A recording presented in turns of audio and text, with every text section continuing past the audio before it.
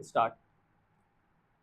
This question, sir, in my humble opinion, should be viewed from a different angle from which it was looked at and discussed here yesterday. It is true that it is correct in principle that the railways, whose entire capital at charge is drawn from the general revenues, should be able to make a good contribution to the general revenues, but in applying this principle, care must be exercised if we are looking at railway systems in advanced countries like the United Kingdom or the United States of America or any such countries, this principle no doubt could be applied on all fours. But in a country like India, whether it could be applied is a question that should be considered. It was argued that the railways have a long history, and because they have long been an established concern, they should now be able to contribute to the general revenues. Although it is true that the railways are a long established concern, still the circumstances under which the railways were run are not being examined here. The railways, as we all know, before independence were not run on a welfare state basis, but they were run on the system of strategic lines.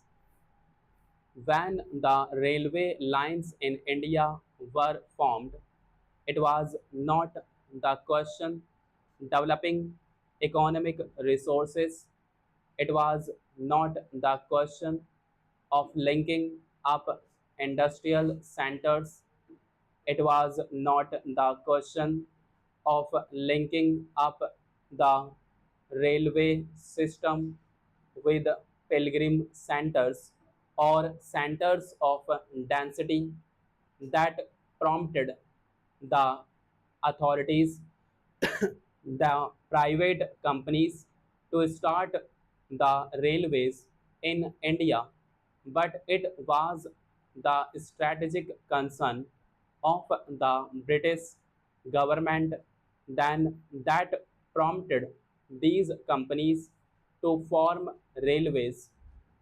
The question of arriving at a correct pattern of railway system from the point of view of developing and exploiting the natural resources of the country from the point of view of developing the backward areas of the country is still there to be examined and to be attended to.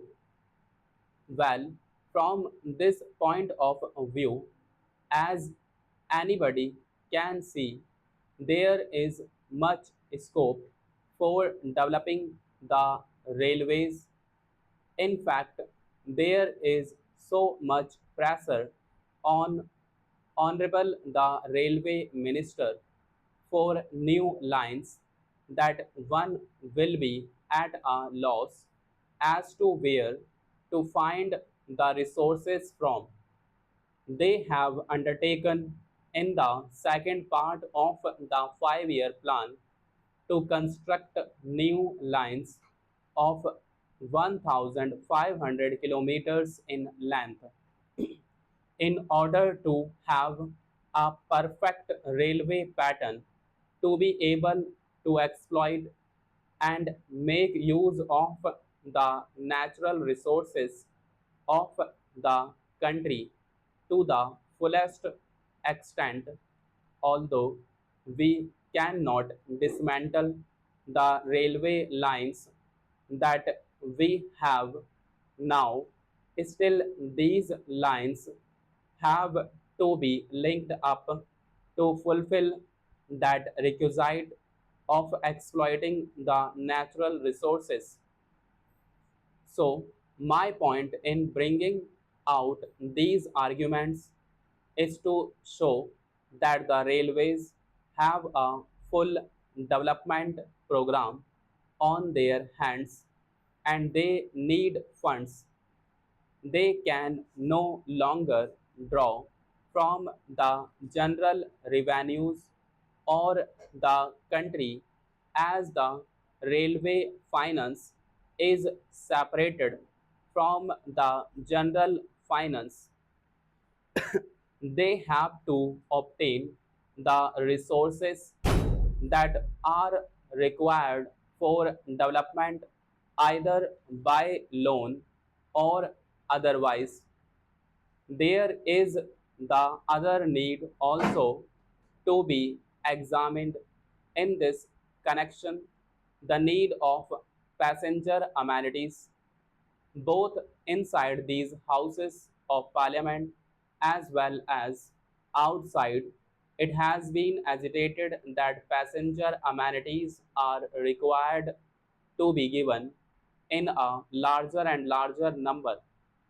The second class passengers before independence did not get adequate amenities. In fact, the condition of the bogies, the condition of the waiting rooms, the condition of catering facilities, and the condition of housing, all these things needed much attention. Although the railways have now taken up the amenities program, and according to the recommendation of the convention committee, we are now earmarking rupees 3 crores per annum for this purpose. Still, I think it is totally inadequate.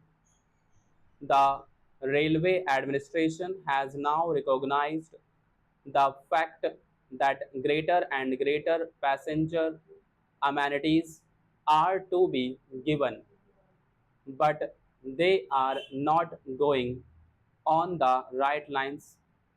I may make this statement clear by saying that they are not following proper lines with regard to the amenities that are to be given.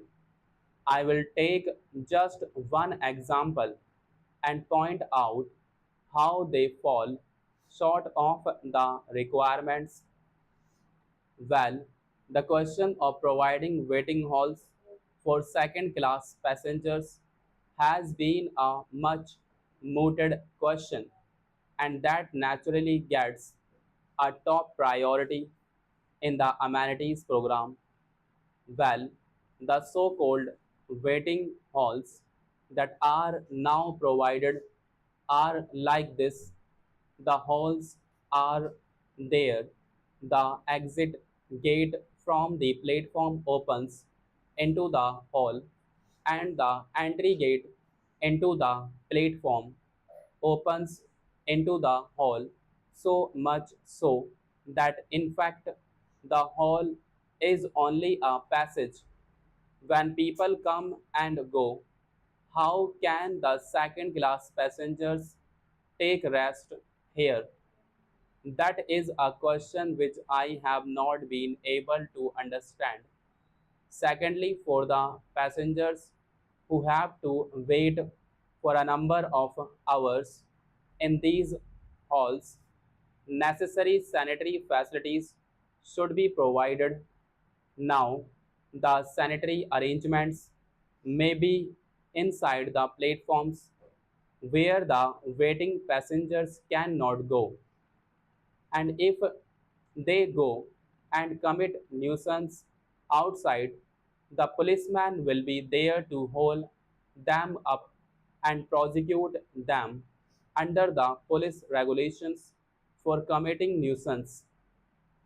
So, it is not imagined that when passengers are required to wait for 10 hours or 12 hours in these waiting halls, they should have some bathroom facilities as we have for first class or for higher class passengers. That thing has not been visualized even for our cattle sheds in our houses. We have doors and windows, but here for these second class waiting halls, there is neither a door, nor a window, nor an enclosure. This I say to draw the attention of the authorities to think of these amenities in their proper proportion. Their estimate of the requirements of funds for these amenities is an underestimate. The needs for increasing the amenities are large.